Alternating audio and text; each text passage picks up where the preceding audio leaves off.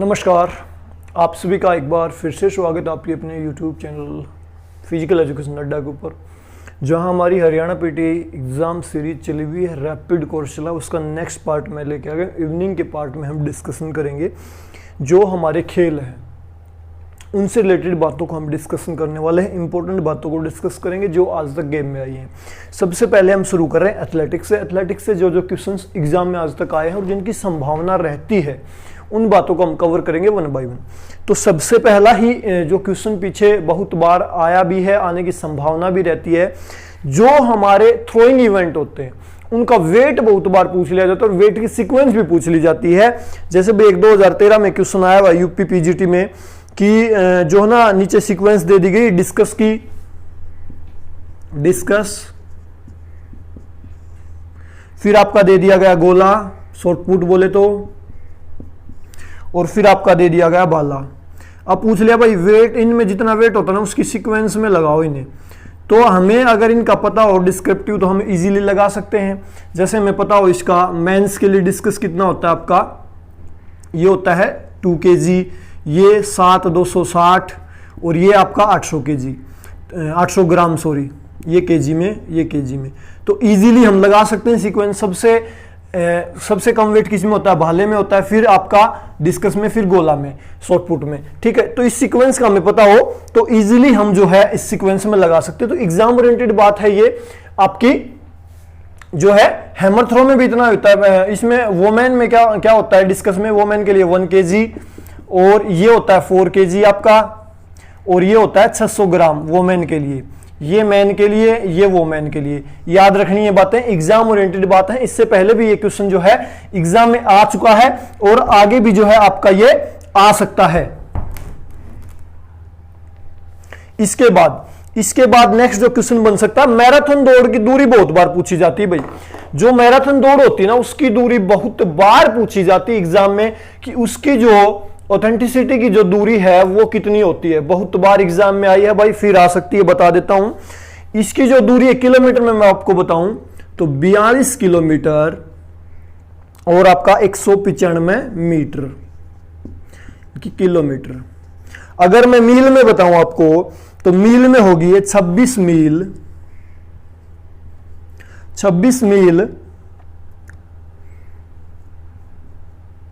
385 गज। ये किलोमीटर में, ये आपकी मील में। मैराथन की हम बात करें, फुल मैराथन की। हाफ एग्जाम में कभी आई नहीं आज तक, तो फुल को आप याद रखें, किलोमीटर में भी और मील में भी। एग्जाम ओरिएंटेड बात है जी दोनों ही। इसके बाद एक जो क्वेश्चन बन सकता है, भारत केसरी। भारत केसरी की जो उपाधि दी जाती है ना वो किस खेल में दी जाती है विजेता को। तो ये क्वेश्चन बहुत बार एग्जाम में और आ सकता है। ये आपका भारत केसरी का जो खिताब है ये किस खेल से जुड़ा है, भारत केसरी। ये आपका जुड़ा है भाई रेसलिंग से, कुश्ती से। याद रखें, एग्जाम ओरिएंटेड है। अब मैं एग्जाम ओरिएंटेड बातें आपको बता रहा हूं जो एग्जाम में आई है आज तक और जो आने की संभावना है। ठीक है, इसके बाद स्टैगर से रिलेटेड क्वेश्चन आ सकता है भाई। आपको पता है 400 मीटर ट्रैक में स्टैगर होते हैं, फर्स्ट लाइन में, सेकंड लाइन पे, 8 लाइन पे। क्यों होते हैं स्टैगर? ताकि हर लाइन में दौड़ने वाला एथलीट जो है एक प्रॉपर दूरी को तय करे। आपको पता है लेन की दूरी कितनी होती है, 1.22 मीटर। ठीक है, तो जो हर एथलीट है वो प्रॉपर दौड़े। तो स्टैगर से रिलेटेड क्वेश्चन आ सकता है। मैं स्टैगर बता देता हूं आपको। पहला स्टैगर कितनी दूरी पे होता है, सेकंड कितनी दूरी पे होगा। इसके अलावा बता दूं कि जो इसका फार्मूला वगैरह वो हमने एथलेटिक्स की वीडियो में फुली कवर कर लिया, उसको मैं दोबारा यहाँ पे वो नहीं करूंगा। लेकिन स्टैगर्स को मैं आपको रिमाइंड करवा देता हूं। जो पहली लाइन होती है फर्स्ट, उसमें स्टैगर कितने पे होता है, 0.0, क्योंकि उसमें कोई स्टैगर नहीं दिया जाता भाई। दूसरी जो लेन होती है उसमें जो आपका स्टैगर रहेगा 7.038।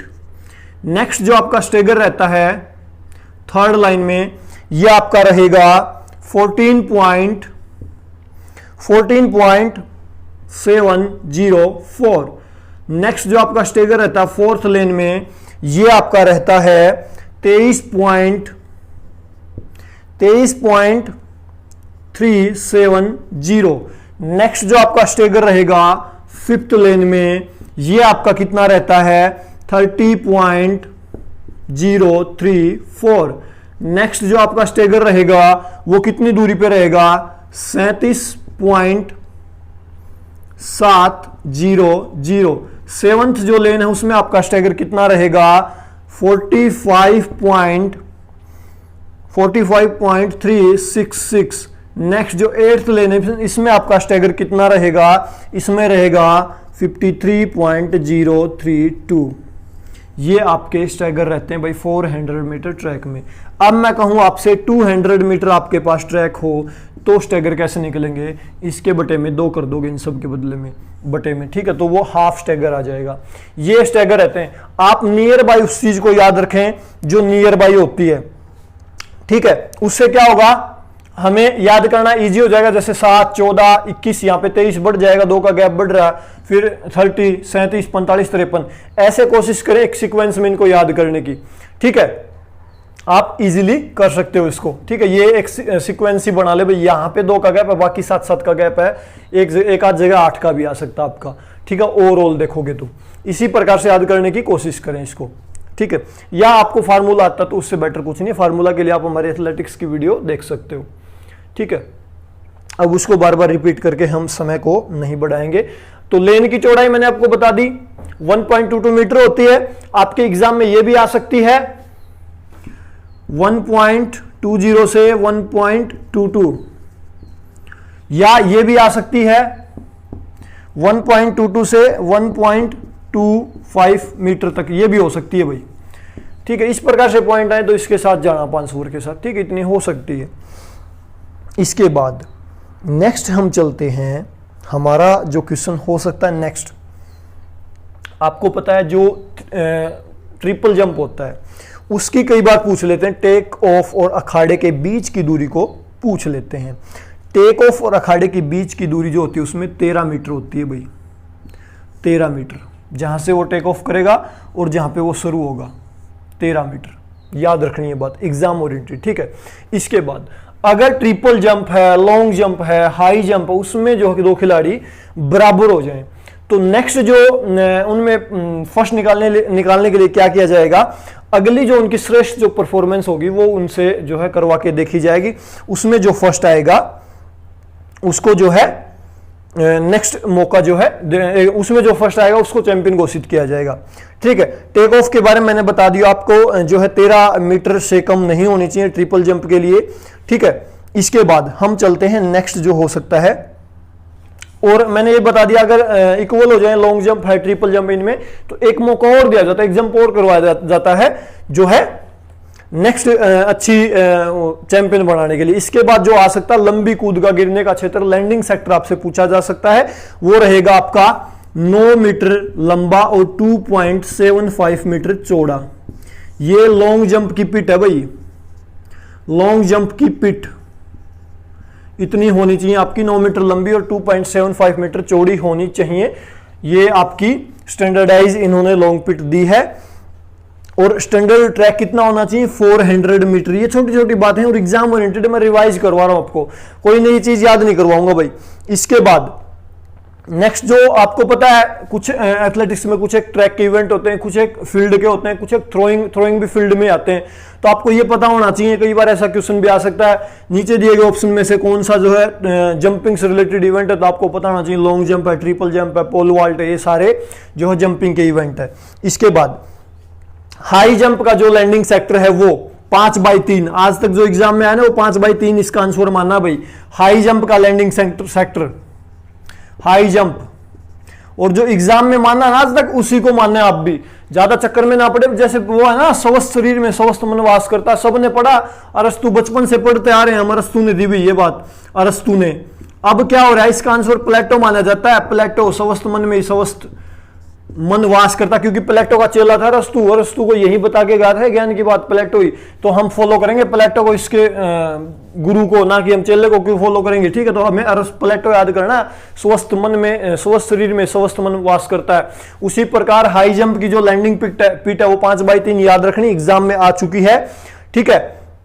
इसके बाद और मैं बताऊं इसके अलावा आपको ऊंची कूद के लिए लैंडिंग सेक्टर मैंने आपको बता दिया। इसके बाद जो नेक्स्ट जो हमारा क्वेश्चन आ सकता है कि जो 110 मीटर की बाधा दौड़ है, बाधाओं की संख्या उसके अंदर कितनी होती है? वो होती है भाई 10। याद रखें, बाधाएं कितनी होंगी हर्डल से 110 मीटर में? 10 होंगी। 400 मीटर में भी आपकी 10 ही होंगी। याद रखें, 100 मीटर बाधा दौड़ किसके लिए होती है? वोमेन्स के लिए होती है 100 मीटर बाधा दौड़, उसमें भी 10 ही रहेंगी हर्डल्स। ये बात हमें याद रखनी है। अगर मैं आपको बताऊं, जो पहली बाधा जो रखी होती है 110 मीटर हर्डल से कितनी दूरी पे होती है, वो मैं आपको रिवाइज करवा देता हूं। मेरे सामने ये बात आई हुई है। तो जो 110 मीटर बाधा दौड़ होती है उसमें पहली बाधा कितनी दूरी पे होती है? पहली बाधा कितनी दूरी पे होती है 110 मीटर हर्डल में? 110 मीटर हर्डल में पहली बाधा जो होगी आपकी 13.72 मीटर के ऊपर होती है भाई। इसके बाद नेक्स्ट जो शेष 9 जो बाधाएं हैं वो 9.14 मीटर के ऊपर होती हैं भाई। याद रखने की बात है ये। इसके बाद समापन वाली जो लास्ट वाली है वो कितनी दूरी पे होगी? 14.20 मीटर के ऊपर। ये मैंने की बताई आपको, ठीक है। पहली 13.72 स्टार्टिंग लाइन से और लास्ट लाइन से आखिरी वाली हर्डल 14.20 मीटर के ऊपर जो आपकी रखी होगी। इसी प्रकार 100 मीटर की मैं बात करूं आपकी महिलाओं की बाधा दौड़ की, तो यहां पे ऊंचाई मैं आपको बता दूं, पुरुषों की जो 110 मीटर सॉरी हर्डल होगी उसमें मैं इसकी ऊंचाई आपको बताऊं तो ऊंचाई रहेगी आपकी 1.067 मीटर। 110 मीटर वोमेन हर्डल की मैन हर्डल की ऊंचाई मैं आपको बता रहा हूं, ठीक है। और 400 मीटर में जो आपकी ऊंचाई रहेगी वो कितनी रहेगी मेंस के लिए हर्डल की? 0.914 मीटर। याद रखने की बात है भाई, ये एग्जाम ओरिएंटेड। वोमेन की बात आगे आएगी तो वो भी मैं आपको बता दूंगा, ठीक है। इसके बाद नेक्स्ट हम चलते हैं, बाधा दौड़ से रिलेटेड बात हो गई हमारी। इसके बाद हमारा जो नेक्स्ट क्वेश्चन बन सकता है वो कहाँ पे बन सकता है देख लेते हैं। इसके बाद नेक्स्ट जो हमारा क्वेश्चन बन सकता है यहाँ पे आपका बन सकता है कर्णम मल्लेश्वरी से रिलेटेड भाई। कर्णम मल्लेश्वरी किस राज्य से संबंधित है? कर्णम मल्लेश्वरी भाई आंध्र प्रदेश से रिलेटेड है और हरियाणा के यमुनानगर में उन्होंने शादी कर रखी है। और कौन से स्टेट से रिलेटेड है कर्णम मल्लेश्वरी? आंध्र प्रदेश से। उन्होंने सिडनी ओलंपिक में 2000 में भारत के लिए क्या जीता था? कांस्य पदक जीता था भारोत्तोलन में। कांस्य पदक कहाँ पे जीता था? भारोत्तोलन में। कर्णम मल्लेश्वरी कहाँ से संबंध रखती हैं? आंध्र प्रदेश से। आंध्र प्रदेश से आपकी ये संबंध रखती हैं। इसके बाद एक टेक्निक है भाई ऊंची कूद की। ऊंची कूद की टेक्निक है डिक फॉसबरी कोई व्यक्ति था, उसने एक फॉसबरी ये क्वेश्चन आ चुका है एग्जाम में। फॉसबरी फ्लॉप नाम की एक टेक्निक दी थी डिक फॉसबरी ने, ठीक है। ये हाई जंप से रिलेटेड टेक्निक है भाई। हाई जंप से रिलेटेड ये तकनीक है, डिक फॉसबरी ने ये दी थी। फॉसबरी फ्लोप याद रखें, हाई जंप से रिलेटेड है, एग्जाम में आ चुकी है, आपके एग्जाम में भी आ सकती है। और जिसने ये टेक्निक दी वो कौन से देश का था? ये एग्जाम में ये भी आ सकता है। ये थे भाई America K Dick Fosbury. America से संबंधित है ये, अमेरिका से संबंध रखते थे डिक फॉसबरी और इन्होंने टेक्निक दी फॉसबरी फ्लॉप, हाई जंप की ये टेक्निक है। इसके बाद नेक्स्ट जो हमारा क्वेश्चन बन सकता है कि पहली बार एथलेटिक्स में सिंथेटिक ट्रैक कौन से ओलंपिक में यूज किया गया? तो वहां पे हमारा आंसर होगा 1968 के मैक्सिको ओलंपिक में। मैक्सिको ओलंपिक में पहली बार सिंथेटिक ट्रैक का प्रयोग किया गया था भाई। सिंथेटिक ट्रैक पहली बार प्रयोग किया गया था एथलेटिक्स में, पहली बार मैक्सिको ओलंपिक के अंदर। याद रखें एग्जाम ओरिएंटेड है और पहली बार ये सबसे ज्यादा हाइट के ऊपर ओलंपिक जो है करवाए गए थे, ये भी हमें याद रखना है। इसके बाद जो हमारी डेक्थलॉन हेप्थलॉन दो प्रकार की जो हमारी कंबाइन इवेंट होते हैं उनसे रिलेटेड क्वेश्चन आ सकते हैं भाई। कई बार पूछ लेते हैं भाई जो आपकी डेक्थलॉन है इसमें एथलेटिक्स में जो है ट्रैक के कितने इवेंट होते हैं और फील्ड के कितने इवेंट होते हैं। तो यहां पे हमें पता होना चाहिए जो आपकी डेक्थलॉन है इसमें 4 तो जो है ट्रैक के इवेंट होते हैं और जो है 6 जो इवेंट होते हैं वो फील्ड के इवेंट होते हैं भाई डेक्थलॉन में। डेकाथलॉन ठीक है, ये मेंस के लिए होती है, इसमें 10 इवेंट होते हैं टोटल, 4 जो है ट्रैक के इवेंट होंगे और 6 फील्ड के इवेंट होंगे। इसी प्रकार से एक होती है हेप्टाथलॉन, इसमें आपका क्या रहेगा, इसमें आपका क्या होता है, इसमें जो है आपके ट्रैक के कितने इवेंट होंगे, एक तो 100 मीटर हर्डल होती है, एक 200 मीटर आपकी होती है, एक 800 मीटर, तो यहां पे 3 ट्रैक के इवेंट रहेंगे और 4 यहां पे फील्ड के इवेंट होते हैं भाई, फील्ड के इवेंट। ठीक है, हेप्टाथलॉन में टोटल 7 इवेंट होते हैं भाई। ठीक है, अब मैं जल्दी आपको बता देता हूं इवेंट की जो है क्या यहां पे प्रोसेस रहती है। पहले दिन डेक्थलॉन के बारे में मैं आपको बताऊं। फर्स्ट डे जो डेक्थलॉन के इवेंट होते हैं वो मैं आपको बता देता हूं। फर्स्ट डे क्या होता है, सबसे पहले 100 मीटर दौड़ होगी, फिर सेकंड इवेंट क्या होगा आपका, लंबी कूद होगी आपकी, लॉन्ग जंप बोलो इसको, लंबा जंप या लंबी कूद। और फिर आपका नेक्स्ट जो इवेंट यहां पे होगा गोला फेक या मैं कहूं शॉर्ट पुट, गोला फेक। फिर नेक्स्ट जो यहां पे आपका इवेंट रहता है ऊंची कूद। और नेक्स्ट डे हमारे जो इवेंट होते हैं सेकंड डे सबसे पहले आपका फर्स्ट डे लास्ट इवेंट होगा 400 मीटर रनिंग भाई, 400 मीटर रनिंग। और नेक्स्ट डे जो ये तो फर्स्ट डे हो गया। सेकंड डे क्या होता है, सबसे पहले 110 मीटर हर्डल होती है आपकी। ठीक है, इसके बाद सेकंड डे नेक्स्ट इवेंट होगा डिस्कस थ्रो। नेक्स्ट जो इवेंट होता है वो होता है आपका बांस कूद। और नेक्स्ट जो आपका इवेंट होगा यहां पे भाला फेक। और लास्ट जो होता है 1500 मीटर लास्ट इवेंट होता है। ये आपकी डेक्थलॉन की जो सीक्वेंस रहती है, first day second day. First day आपकी 100 मीटर स्प्रिंट होगी, फिर लंबी कूद होगी, फिर गोला फेक, फिर ऊंची कूद आपकी होनी है। और फिर आपकी सेकंड डे पहले 110 मीटर हर्डल होगी, डिस्कस थ्रो होगा, बांस कूद होगा, भाला फेक होगा, फिर 1500 मीटर रनिंग आपको यहां पे करनी पड़ती है। ये डेक्थलॉन का आपका सीक्वेंस जो रहता है। इसके बाद मैं बात करूं आपकी जो हेप्टाथलॉन है उसके इवेंट में बता दूं आपको, उसके इवेंट की जो सीक्वेंस रहती है वो कुछ इस प्रकार से आपकी रहेगी। जैसे क्या होगा, सबसे पहले आपकी 100 मीटर हर्डल होगी, फिर क्या होगा आपका लॉन्ग जंप, और फिर क्या होगा आपका गोला फेक, और फिर क्या होगा आपका यहां पे ऊंची कूद। और फिर क्या होगा आपका, फिर होगा यहां पे 200 मीटर आपका स्प्रिंट, फिर भाला फेंकोगे आप, और फिर लास्ट में 800 मीटर। ये सीक्वेंस रहती है हेप्टाथलॉन की भाई, महिलाओं का इवेंट है। ठीक है, समझ गए इतनी सी बात मैंने बता दी है। दोनों में इवेंट किस प्रकार से रहते हैं, डेक्थलॉन में बता दिए कि 4 ट्रैक के रहेंगे, 6 फील्ड के रहेंगे। इसी प्रकार से हेप्टाथलॉन में क्या रहता है, 3 ट्रैक के और 4 जो आपके फील्ड के इवेंट रहते हैं। बता दिया, आप काउंट भी नहीं कर सकते हैं। ठीक है, इसके बाद हम चलते हैं नेक्स्ट जो हमारा क्वेश्चन बन सकता है।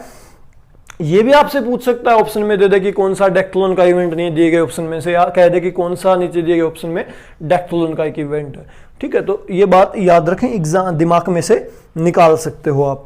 ठीक है, इसके बाद एक जो है ना हमारा ट्रिपल जंप, जो हमने अभी पढ़ा ट्रिपल जंप, उसमें जो नेक्स्ट सीक्वेंस होती है, जिस सीक्वेंस में हमें जंप पूरा करना होता है, सबसे पहले होप, फिर आपका क्या होता है उसमें स्टेप, फिर आपका जंप। ये सीक्वेंस रहती है भाई। मतलब वो दौड़ के आता है रनवे पे, वहां से वो जिस पैर पे कूदता उसी पैर पे लैंड करता है, फिर अपोजिट पैर पे जंप करता है स्टेप टेक के। ठीक है, ये सीक्वेंस रहती है ट्रिपल जंप की, याद रखें, होप स्टेप जंप। ठीक है, एग्जाम ओरिएंटेड है, बिल्कुल आपके एग्जाम में आ सकती है। इसके बाद जो हमारा नेक्स्ट क्वेश्चन बन सकता है वो देखो, स्टीपल चेस रनिंग आपने देखी होगी। स्टीपल चेस रनिंग क्या होता है, एक तो होती है आपकी 3000 मीटर की, एक होती है 2000 मीटर की। इसमें इसमें क्या होता है, इसमें जो है मिक्सअप होती है, एक तो बाधाएं होती हैं इसमें, और एक वाटर जंप होते हैं। कई बार इससे रिलेटेड भी क्वेश्चन आता है भाई, जैसे आज है आपका जो स्टीपल चेस जो रनिंग, उसमें जो है वाटर जंप कितने होते हैं या बाधाएं कितनी होती हैं। अगर मैं 3000 मीटर की बात करूं तो यहाँ पे जो आपके वाटर जंप और बाधाएं होती हैं, टोटल बाधाएं जो यहाँ पे होती हैं टोटल 28, और जो आपके वाटर जंप रहते हैं वो 7। 3000 मीटर की बात कर रहा हूँ, और एग्जाम ओरिएंटेड यही है, इससे बहुत कम क्वेश्चन आते हैं, बहुत ही रेयर चांसेस होते हैं 2000 मीटर से आने का। ठीक है, तो 3000 मीटर जो रनिंग होती है उसमें 28 बाधाएं होती हैं और 7 आपके वाटर जंप जो है होते हैं। इसके बाद हम चलते हैं नेक्स्ट, स्टीपल चेस मैंने बता दिया आपको। इसके बाद नेक्स्ट हमारा जो क्वेश्चन बन सकता है उसके ऊपर हम चलते हैं, जो पुरुषों में भाले की लंबाई कितनी हो सकती है, वो भी कई बार एग्जाम में आ जाता है। जो पुरुष जो हमारा भाले को इंग्लिश में क्या बोलते हैं, जैवलिन थ्रो, उसका वेट तो मैंने आपको बता दिया। कई बार लेंथ भी पूछ लेते हैं भाई उसकी, एग्जाम ओरिएंटेड बातों को कर रहे हैं जो एग्जाम में आई भी है और आने के चांसेस भी। वेट तो मैंने बता दिया, मेंस के लिए वेट कितना रहता है 800 ग्राम, और वोमेन के लिए वेट कितना रहता है भाले का 600 ग्राम। अगर मैं बात करूं लेंथ की, मेंस के लिए कितनी लेंथ इसकी हो सकती है, तो भाले की जो लंबाई मेंस के लिए हो सकती है 2.60 मीटर से लेके 2.70 मीटर। वोमेन की मैं बात करूं तो 2.20 मीटर से 2.30 मीटर तक हो सकती है। जो इसका रनवे होता है वो आपका कितना हो सकता है 36 मीटर। 36 मीटर आपका रनवे इसके लिए होना चाहिए।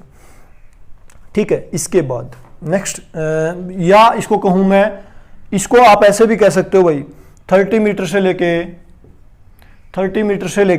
36.5 मीटर तक, ये भी ऑप्शन में आ जाए ना तो इसके साथ चले जाना आप।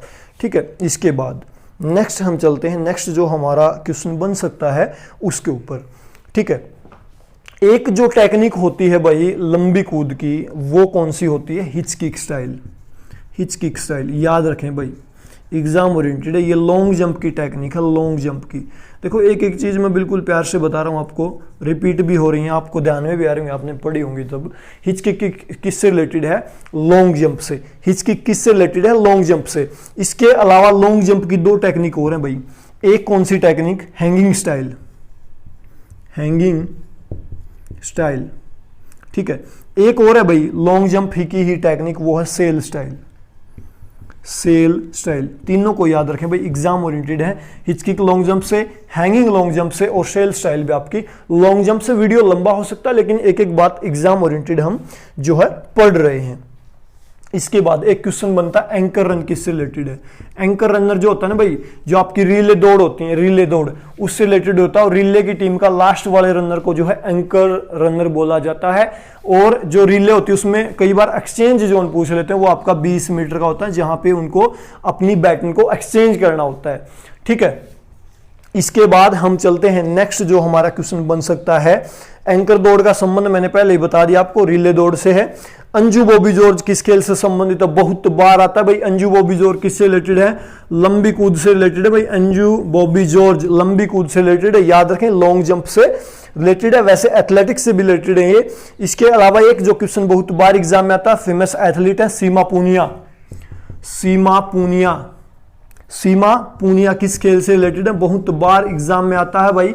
सीमा पूनिया किस खेल से रिलेटेड आपकी, ये है एथलेटिक्स से, और डिस्कस थ्रोवर हैं भाई, ये डिस्कस थ्रोवर रही हैं, भारत की एथलीट हैं सीमा अंतिल पूनिया। बहुत ज़्यादा मुकदमे इन्होंने सरकार के खिलाफ लड़े हैं जॉब को लेके।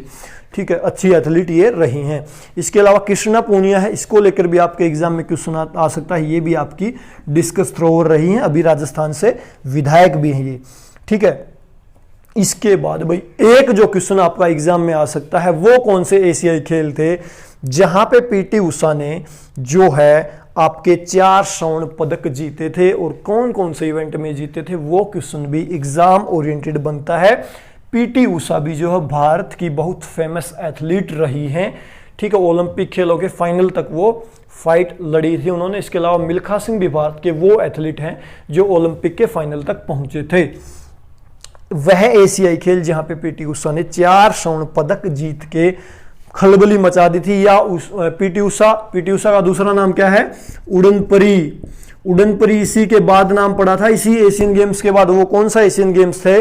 वो थे आपके 1986 के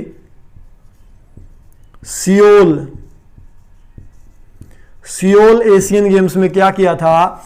पीटी उषा ने 4 स्वर्ण पदक जीते थे भाई, 4 स्वर्ण पदक जीते थे 1986 के सियोल ओलंपिक में पीटी उषा ने।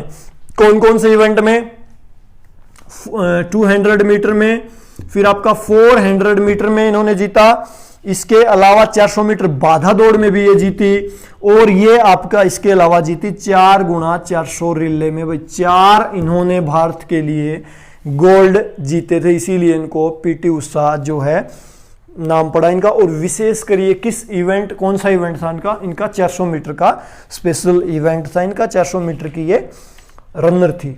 इसके बाद गोल्डन गर्ल भी इसी को बोला जाता है भाई, पीटी उषा को गोल्डन गर्ल, क्योंकि इन्होंने 4 गोल्ड भारत को दिलाए थे। और बहुत बड़ी बात है एशियन गेम्स में, जिनका इवेंट 400 मीटर, वो बाधा दौड़ में भी जीती हो, 4x400 में भी जीती हो, 200 मीटर में भी इन्होंने परफॉर्मेंस दी हो। फ्लाइंग सिख के नाम से मिल्खा सिंह बहुत ज्यादा फेमस है, इनके नाम पे फिल्म भी आ चुकी है भाई। मिल्खा सिंह को फ्लाइंग सिख कहा जाता है, और ये नाम इनका पाकिस्तान में पड़ा था भाई, फ्लाइंग सिख, ठीक है, या उड़न सिख आप इनको कह सकते हो। इसके बाद मिल्खा सिंह का इवेंट कौन सा था? ये आपके एग्जाम में आ सकता है, तो ये 200 मीटर और 400 मीटर इवेंट से जुड़े थे भाई, ठीक है। इसके बाद एक जो क्वेश्चन बनता है ये आपका बन सकता है विजय सिंह चौहान किस खेल से रिलेटेड है? एथलेटिक्स से रिलेटेड है भाई। विजय सिंह चौहान भी एथलेटिक्स से रिलेटेड है। विजय सिंह चौहान किससे रिलेटेड है? एथलेटिक्स से रिलेटेड है। और इन्हें 1972 में अर्जुन पुरस्कार दिया गया था भाई विजय सिंह चौहान को, और ये डेक्थलॉन के खिलाड़ी थे भाई विजय सिंह चौहान। याद रखें, एग्जाम ओरिएंटेड बात है। इसके बाद एक जो क्वेश्चन बन सकता है BS चौहान, या मैं कहूं VS चौहान, सॉरी ये हो गया, विजय सिंह चौहान का शॉर्टकट नाम है। इसके बाद नेक्स्ट जो क्वेश्चन बन सकता है वो आपका बन सकता है, देखो भाई स्प्रिंट की जितनी रेसेज होती है ना उसके लिए एक स्पेशल प्रकार का स्टार्ट होता है। 3 प्रकार के आपके स्टार्ट आप ले सकते हो, उन तीनों के नाम बता देता हूं मैं। एग्जाम में आ सकता है कि स्प्रिंट रेसेज में कौन से स्टार्ट का प्रयोग किया जाता है। तो यहां पे बात कर लेते हैं जो हमारा बन सकते हैं। इसके 3 प्रकार के आपके जो है स्टार्टिंग के तरीके होते हैं। सबसे पहला जो बन सकता है आपका बंच स्टार्ट। दूसरा कौन सा हो सकता है आपका मीडियम स्टार्ट।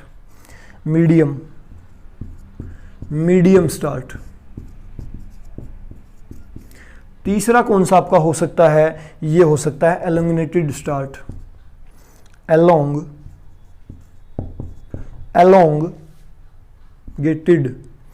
एलोंगेटेड स्टार्ट, ठीक है। ये 3 प्रकार के आप स्टार्ट ले सकते हो। क्राउच स्टार्ट इनको बोला जाता है। तीनों ही प्रकार के स्टार्ट किस में यूज किया जाता है? स्प्रिंट रेसेज में। स्प्रिंट रेस कौन सी होती हैं? 400 मीटर तक की रेसेज को स्प्रिंट रेस बोला जाता है। 800 मीटर और आपकी जो 1500 मीटर है उनको मीडियम रेस जो है बोला जाता है। इसके बाद, ठीक है, इसके बाद जो हमारा क्वेश्चन बन सकता है कि भारत में जो ट्रैक एंड फील्ड के इवेंट को कौन हैंडल करता है? एथलेटिक्स का जिक्र चला हुआ, तो यहां पे जो हैंडल करेगा AAFI भाई, AAFI इसको हैंडल करता है, ठीक है। AAFI की फुल फॉर्म आपको बताऊं, amateur athletics federation of India. Amateur athletic federation of India, याद रखें भाई। AAFI किसको हैंडल करता है? एथलेटिक्स को हैंडल करने वाली ये संस्था है। इसके बाद कुछ एक क्वेश्चंस और बचे हैं। अंतरराष्ट्रीय स्तर पर जो इसको हैंडल करेगी वो कौन सी संस्था है? एथलेटिक्स को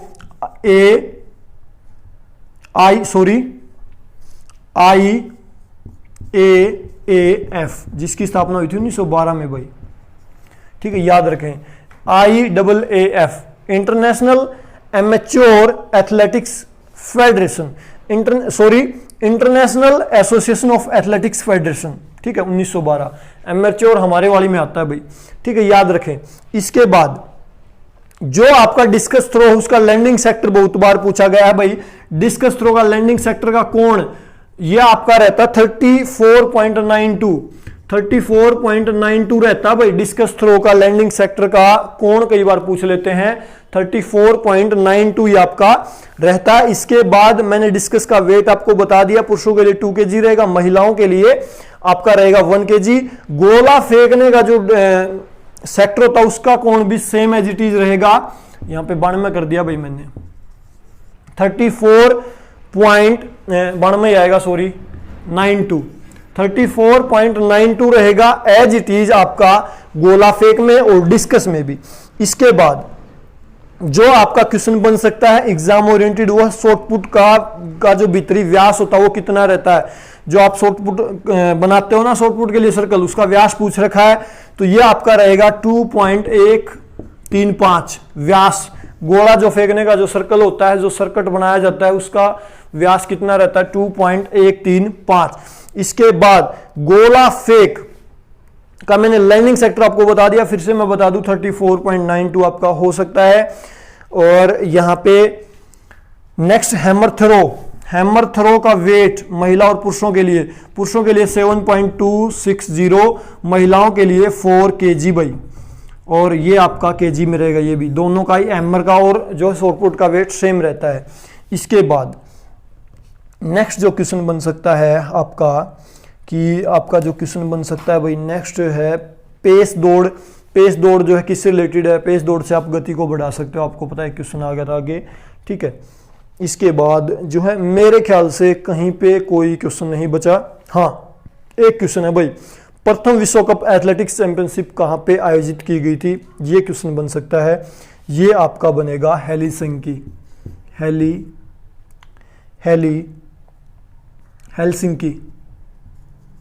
हेलसिंकी में करवाई गई थी भाई, पहली ही प्रतियोगिता थी वो एथलेटिक्स की। 1912 में IAAF की स्थापना हुई थी।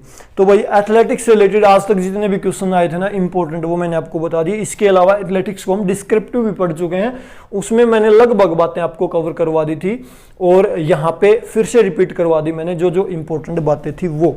अगर आपको लगता है कि कोई बात बच गई तो आप नीचे कमेंट कर सकते हैं, मेरे ख्याल से तो बची नहीं भाई।